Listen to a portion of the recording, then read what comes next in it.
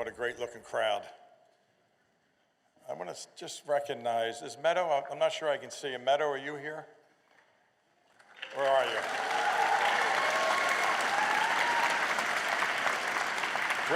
Great leadership allows an organization and a function like this to exist, and it's not just Meadow, but it's his leadership and the team and the crew here has been just fabulous. So a big hand of applause for all of them, please. Thank you so much.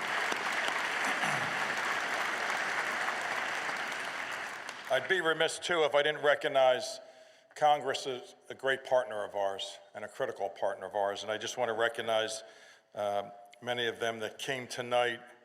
While we have support from so many, and I know schedules are so tough, it's important to recognize those that are here tonight. Speaker Emeritus Nancy Pelosi, thank you.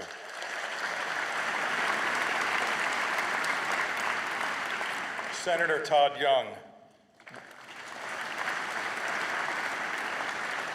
Representative Steve Cohen.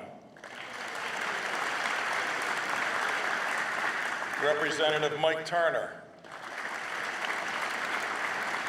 Representative Joseph Crow. And Representative Buddy Carter, again. We're grateful for our relationships. Distinguished guests, board members, partners, defenders of freedom, members of Congress, administration, and diplomatic community, friends of Freedom House, and to those that have traveled from across America and around the world, welcome tonight. Tonight, while we gather to honor our distinguished and brave honorees who are so inspirational, we also celebrate a great American treasure, Freedom House.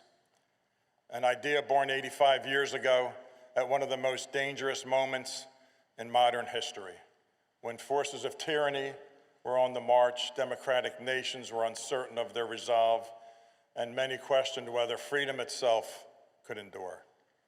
And that is why this moment matters, and why this institution matters. And yet, even in the age of rising authoritarianism, I stand before you tonight filled not with despair, but with conviction. This conviction is for the enriched and renewed democratic alliances with the brave citizens from Ukraine to Taiwan who refuse to surrender their principles and values.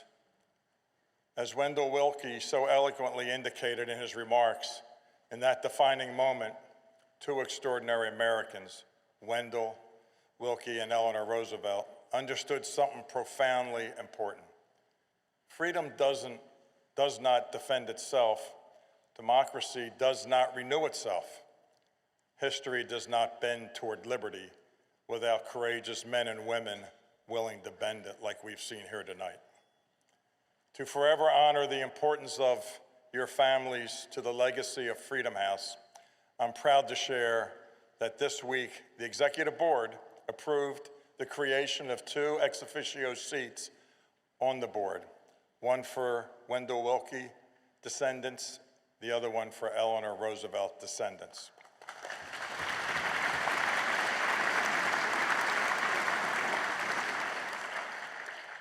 We look forward to always having the voices of your families resonate at Freedom House.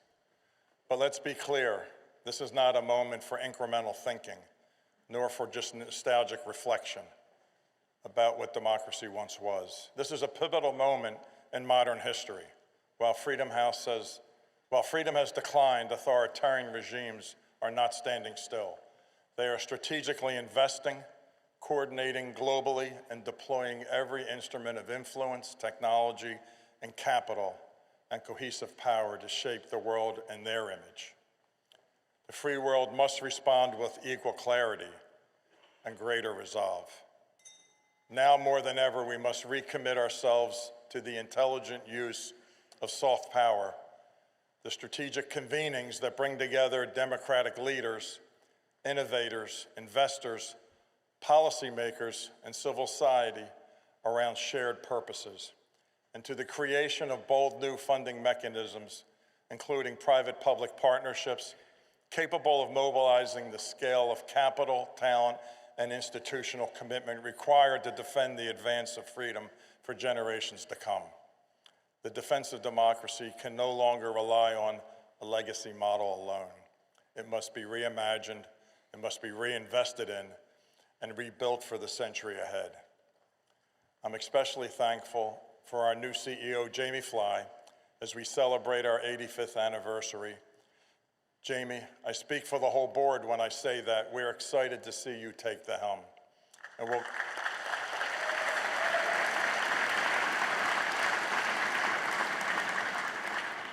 we're also grateful for Jennifer, as we know her commitment's going to be equal to yours. Your vision for, yes. Your vision for this organization is going to chart the future for how Freedom House perpetuates freedom and democracy around the world. And the board is eager to join you and your team in seeing this vision through. Thank you for committing to helping us write the next chapter here at Freedom House. So tonight, on the recognition of the United States 250th anniversary, our campaign of $85 million for 85th anniversary is global, urgent, and necessary. And I am pleased to announce several anchor planned gifts to our campaign, and if I may, ask them to stand if possible so we can give them a round of applause when I finish. From Dr. Sushma Palmer, in memory of Ambassador Mark Palmer, who spoke earlier, David Wilkie, Wendell and Carletta Wilkie, and Michael Abramowitz and Susan Baer, who established a fund to support flagship publication Freedom of the World. I also want to recognize the transformational gift from Alfred Moses, watching from home tonight, who endowed Freedom House's Fred Hyatt program, one of the most significant political prisoner programs in the world.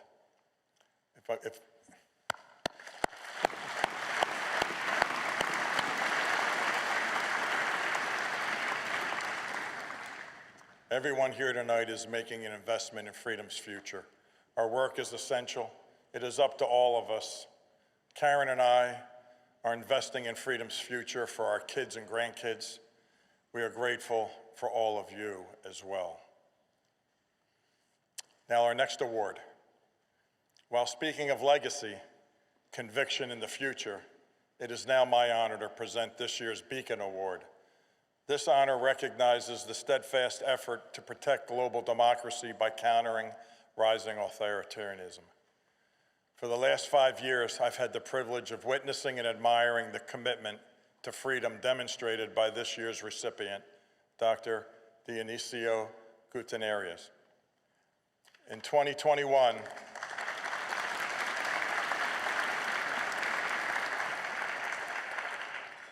we were grateful that Dionisio joined the Freedom House board, bringing his decades-long commitment to the principled public debate, institutional integrity, and individual liberty. Over the last 20 years, he created and has led the Freedom and Development Foundation, an independent think tank promoting the values and principles of a free society in Central America. While advancing such policies and submitting himself and family to severe personal risk, Dionisio has strengthened the foundation of democratic resilience in the region. As a well-recognized leader for democracy across Central America and beyond, Dionisio's voice resonates as principled and passionate.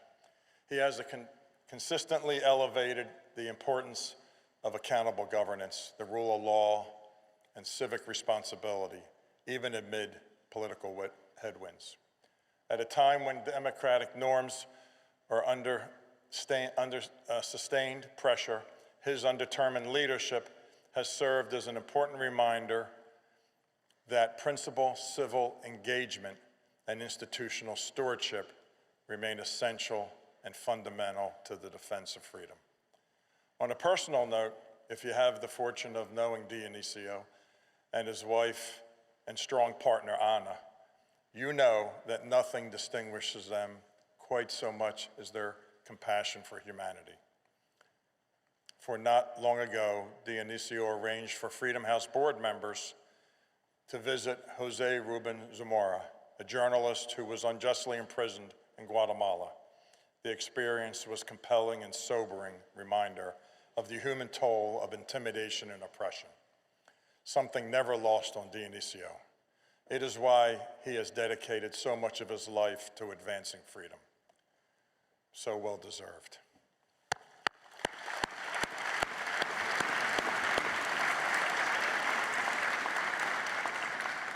So if you will you all please join me in welcoming and celebrating the 2026 Beacon Award honoree, Dr. Dionisio Gutiérrez.